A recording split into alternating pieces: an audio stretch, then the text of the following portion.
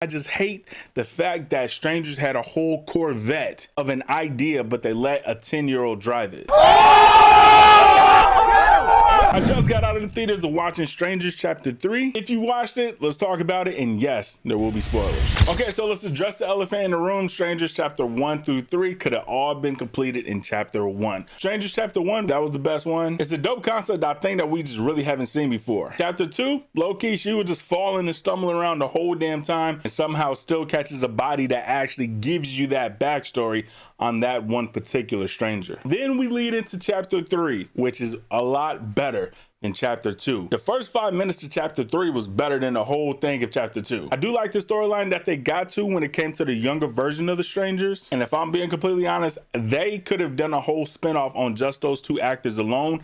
That little boy that played Big Stranger killed it. And that little girl killed it as well. Them two, they could have had their own spinoff. We really didn't even need Chapter 3. They could have did the whole Chapter 3 on just their backstory alone, in my opinion. I understand the writing and I understand where they were trying to go with it all, but it just didn't make sense. Like that whole trailer scene, that scene alone discredited a lot of the writing. Like, yeah, let's just go randomly to a damn empty ass trailer and let's just be safe here. I'm in danger. And if you watch Chapter 3, you know how that ended. And let's just be honest, bro, what was the point of her sister? Like, there was no use of bringing her sister into the story. I get it, it's because of the psychological aspect of it, but she could have snapped just off the fact that she lost her boyfriend in Chapter 1. I'm not a big critical person when it comes to these reviews, but I just hate the fact that Strangers had a whole Corvette of an idea, but they let a 10-year-old drive it. I feel like the only way that we can make a comeback from this is, like I said before, we do a story on just